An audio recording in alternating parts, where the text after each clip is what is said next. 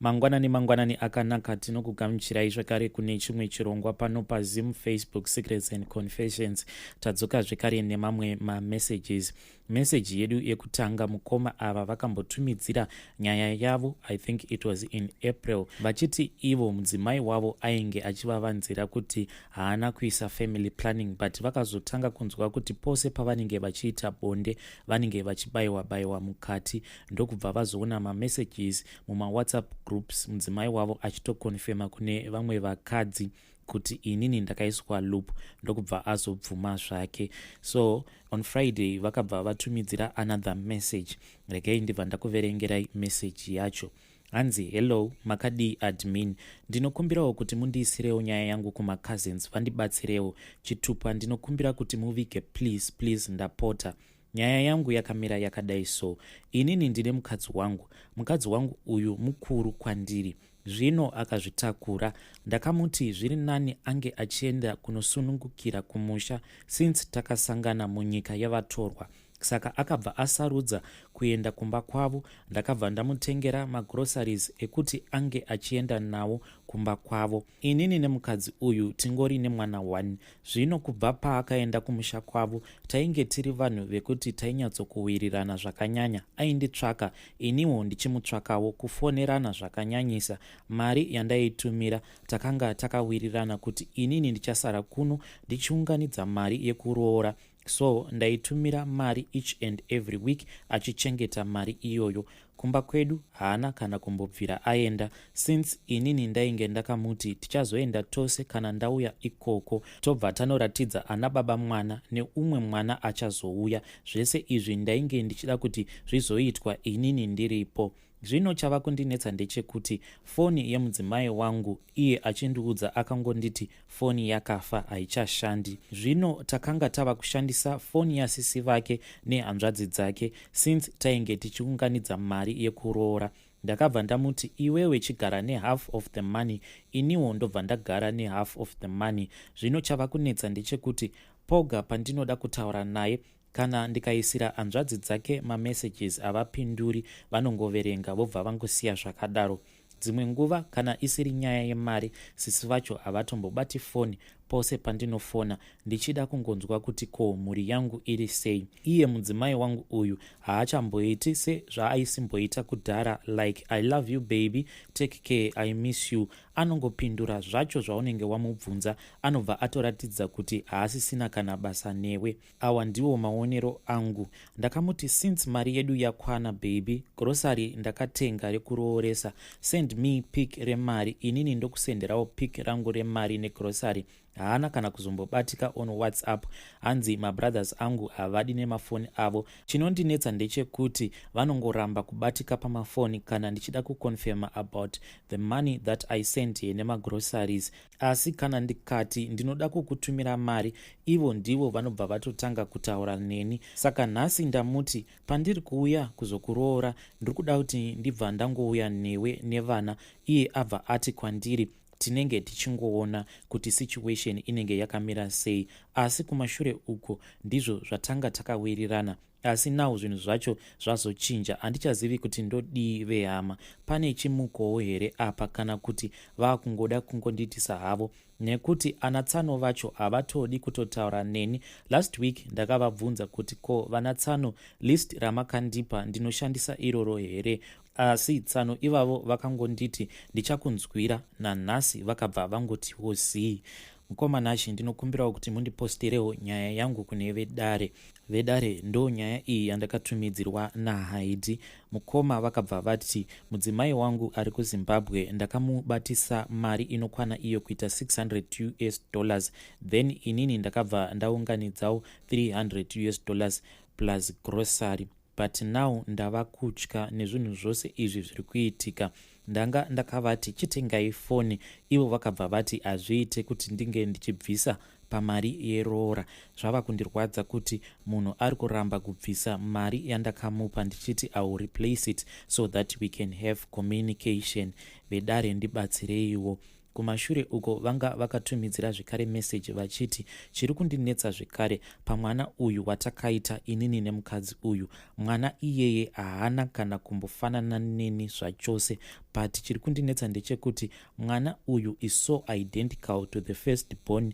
Mwana uyu akafanana zvisingaiti nefirst born yemukadzi wangu. Please help me, handichazivi kuti ndoita sei.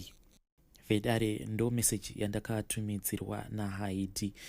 Ngatizamei kuti tinge tichimubatsira mucomment section pakaipa. Vedare, tell me what you think. Do you think kuti mari iyi ichiriko here kana kutoti mari yakatodyiwa kudhara? That is why the whole family yava kungo ignore mukoma vedu ava. Voitawo sei pasituation yakadai? Regai tibva taenda panyaya yedu inotevera. Message inotevera ndo yakakonzeresa kuti ndinge ndichizongo-uploada only one episode nezuro nekuda kwekuti takataura over the phone vachiti ivo ndinokumbirawo kuti munge muchiita zvekuzoita type down. Message yacho reads like this: makadii mukoma Nashi pamwe nevateereri venyu. Chitupa changu please vigai mukoma. Sorry mukoma, ndaita zvekukufonerai nekuti inini handichaoni zvakanaka. I have a blurred vision. Saka motoita muchinyora imimi zvose zvandichataura pacall yedu. Nyaya yangu yakadai: ndakatoitwa bofu navatezvara vangu mushure mekunge ndaramba mwanasikana wavo apo ndainge ndamubata aine chikomba. Mukoma, ndainge ndakaroora mukadzi ainge akanaka uye ainge aine vabereki vake vaivawo nemari isingashoreki. Inini hangu handina mari as such, ndainge ndichitongochengetwawo navatezvara ndichivashandira. Imba yandainge ndichigara imba yatainge takatovakirwa navatezvara vangu uye motikari yatainge tichifamba nayo tainge takatopiwa nababa. When I got into this marriage, I knew exactly what I was getting myself into. Ndaibatwa semunhu ainge asina kana brain. Mukadzi aipopota ende ndainge ndisingafanire kuti ndinge ndichimupindura kana akapopota. Sometimes she would choose to leave me in the bedroom obva aenda kunorara zvake living room, and if I tried to follow her yaibva yatoita hondo. Munhu wekuti aiti kana tikangonetsana aibva afonera baba vake obva avaisa paloudspeaker.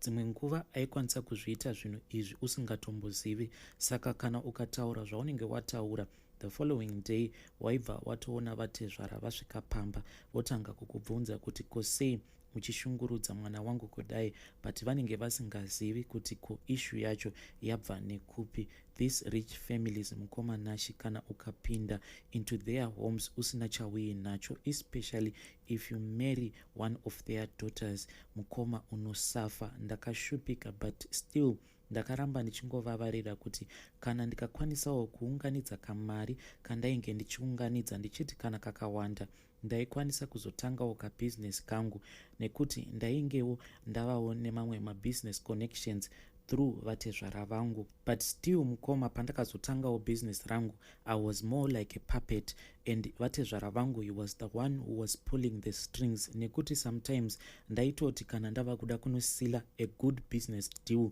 munhu uya anenge achida kuita partnership neni aibva angoita pull out of the deal on the last minute. Zvese izvi vaizviitira kuti ndingoramba ndiri mumaoko avo. I was just stuck mukoma. So atezvara vangu ava vane mine yavo yegold. Ikoko ndiko kwandaimbopota ndichienda ikoko ndichinoita mazuva kana kuti dzimwe nguva ndaikwanisa kutoita mwedzi ndiri ikoko ndichimanija vakomana vainge vachipinda mumakomba. Out of desperation mukoma Nashi, ndakabva ndazotanga kubira vatezvara vangu, not because ndiri munhu aifarira madhiri, but ndakazotodzidzirawo kuita madhiri when I saw kuti ivo vatezvara vangu vaigara vachingondisaboteja each and every business deal that I would try to get into. Ivo vatezvara vangu vaibva vandiita sabotage. Pane imwe mine yandainge ndakambowana kuti ndinge ndichisawo mishini yangu so that I can have my own mine, but ivo vatezvara vangu, I don't know what he did. In the end munhu uya akabva angoti no, ndatowana munhu kudhara. Ndokubva ndazoona kuti mine iyoyo mishini yainge yazoiswa ikoko yainge itori mishini yavatezvara vangu. So I started to do these back deals. semunhu ainge achidawo mudzimai wake. Ndaitiwo ndikadzokera kumba ndakabata mari. Kana mudzimai wangu akandibvunza kuti ko mari iyi yakawanda waiwana kupi, ndaibva ndamuudzawo kuti kumainuku ndaitawo madhiri 1-2, so we used to put this money in a safe. Mukoma, mari iyoyo yakati yawanda. Pandakadzoka kumba ndakangosvika ndikawana vatezvara vangu vakatondimirira kumba, ende vairakidza kuti vainge vakagumbuka. On the table painge pakaiswa mari, ende ndakabva ndaziva kuti mari iyoyo ndo yandaiti pose pandinodzoka kumba ndichiisa musafe. I was so embarrassed and I was made to apologize. Ende kubva ipapo zvinhu zvangu hazvina kana kuzombondifambira zvakanaka, because that is when I realized kuti mukadzi wangu ainge ava kutosara achitopinza chikomba mumba inini ndisipo. Pandakada kuti ndinge ndichisimudza musoro, handina kana akakwanisa kundisolvera nyaya iyi. Ende chakakonzeresa mukoma kuti ndinge ndichizoreact the way that I did, it was when I found out kuti the whole family, I mean on the side yemukadzi wangu, vose vainge vachitoziva kuti mudzimai wangu kana inini ndisipo ndiri kubasa aitopota achitopinza chikomba chake mumba. The whole family knew. It always surprised me kuti kana ndikangoita an emergency trip yekuti ndinongobva kumine ndisina kuudza vatezvara vangu ndichimbodzokera kumba kwangu kuti ndinge ndichienda kunodongorera mhuri yangu, vatezvara vangu vaibva vandifonera kuti nhai mukwasha, ko zvawasiya mine usina kundiudza, uri kuti anorana mine iyoyo ndiani kana inini ndisipo. Ndakazotofind out kuti mukoma, motikari yandainge ndakapiwa navatezvara, motikari iyi yainge yakatoiswa tracker, the same trackers dzavainge vakaisa pamatracks avo ndo the same tracker yainge yakaiswa pamotikari yandainge ndichishandisa. Saka ndaiti kana ndikavaudza kuti ndafunga kuti ndimboenda kumba kunodongorera mhuri yangu, vaibva vasarudza, let's say I'll be in Kwekwe, obva vatondiudza kuti chimbomhanya kuBait Bridge, ndikuda kuti unge uchienda kunonditorera chakati kuBait Bridge. Little did I know kuti this was just their way yekuti inini ndisava neaccess zvekare, ndisafa ndakaziva kuti kana ndisipo mudzimai wangu anopota achipinza zvikomba zvake mumba. I do blame myself nekuti vekwedu pandakatanga kudeita musikana uyu, or let me say mukadzi uyu, because when I met her munhu ainge achitori a divorcee. Saka zvakandinetsa kuti how come munhu akadai so level nelevel rangu zvainge zvisingatombopindirani, chiko chaainge anyatsokuda pandiri. But ndakangozviudza kuti semunhu ainge achiita go through divorce, maybe she had chosen kuti kana akatora munhu anenge ari pasi peclass yake, maybe she can control that person. Ndikangozviudza kuti I'll be ready to be controlled naye as long as I am living a good life. But in my heart ndainge ndatomuda. It was not about the money. Ndainge ndamuda zvekare nekumunzwira tsitsi when she told me kuti her ex-husband was someone who was heavily involved in drugs and he was a drug addict. Ende hanzi madrugs iwawo aipota achitomatorera pamberi pemwana wavo. When she told me this story, inini ndakabva ndanzwa kurwadziwa, and I told myself kuti I want to prove to this woman kuti a man can love you, ende varume havana kufanana. Takadanana kusvika pakunoroorana. At that time ndainge ndava kushandira baba vacho, so I had managed kuti ndinge ndichiunganidza mari yaikwana iyo kuita $2.8. Ndokubva ndaudza musikana wangu kuti ndo mari yandinayo, ndiri kuda kuti ndinge ndichinokuroora. But iye akandibvunza kuti how much do you have, how much are you planning kuti unge uchiendesa kumba kwedu. Then I told her my budget, but akabva ati no, it is better zvedu tingogara tisina kuroorana kwacho because mari iyoyo haina kana chainotenga. Saka iye akabva ati ndinoda kukupa a loan so that uende kunondiroora. But mukoma, this was just a way yekuti iye ange achingorwadzisa her ex-husband, because zvinhu zvose izvi takazviita in a very short space of time, zvekuti hama dzangu dzakatombondiquestiona kuti ko mari dzacho dzauri kushandisa uri kumbodziwana kupi, because takangoti tichingobva mukunoroorana ndokubva tatokumbira muchato tikabva tapiwa nekubva tatochata. Zvese izvi zvakaitika within a short period of time, but iye in her mind I think kuti ainge achingoda kungorwadzisa her ex-husband. Mari zhinji yandakashandisa pakumuroora imari yakabuda muhomwe make, mari zvekare yatakazoshandisa patainge tichiita our wedding preparations mari idzodzo zvekare dzakabuda muhomwe yake nekuda kwekuti mavenue acho aakachuza nethe style yacho yaakachuza, for me it was unaffordable. Ndaiti ndikazama kumuudza kuti these venues and zvese zvauri kuchuza handikwanisi kuti ndinge ndichizviafforda, but iye aibva ati that is the kind of a wedding that she wants. Even kwacho kwatakaenda kuhoneymoon mukoma, it was so expensive zvekuti on my side zvaitozotonditorera hameno kuti makore mangani kuti ndinge ndichiunganidza mari yakadaro, but mari yose iyoyo yaingobuda muhomwe dzake. Takati taroorana, ndaiti kana ndikangobata mari ndikada kumudzosera mari so that I can repay pamari dzose dzaakashandisa ndichiitira kuti mangwana zvisazonetsa. Iye aibva ati kwandiri, sha zvakangofanana, as long as you are still hustling for my father, there is no way I can accept that money because it is the same. Imari iri kungobuda muhomwe dzababa vangu, saka zvasiyanei kuti wakakwereta inini wobva waenda kunokwereta baba vangu so that you can pay me back. Zvakangofanana, ita another hustle so that you can repay me. Kuti ndinge ndichita another hustle, baba vake vainge vari munhu aingogara akandidzvinyirira. Saka the day when I confronted my wife about this issue yandainge ndanzwa kuti anopota achipinza zvikomba mumba, takabva tatadza kunzwisisana. Ndokubva patanga kupinda nyaya dzekuti inini ndakangofanana nemunhu akazviroora, saka I have all the independence that I want. Kana uchida izvezvi, I can get another man and I can even marry myself 2 times over. Saka chii chauri kuda kundishamisira nacho? Change iyoyo yako yawakaburitsa pakundiroora, if you want your change I can give you your $20 right now, and imwe yacho yose yakajikiwa pakukuzvarira mwana kwandakaita plus pakurara kwese kwawainge uchiita neni. Saka ndakabva ndarwadziwa nemashoko aenge andiudza mukoma, ndokubva ndatanga kumurova. That was the first time ndichitanga kurova mukadzi. Out of anger mukoma ndakamurova ndikamukuvadza, I don't want to lie. Saka iye akabva atanga kufonera baba vake just like she did in the past, kuti pose patainge tichinetsana aibva atanga kuvafonera. Then I took a phone ndokubva ndanoikanda mumvura.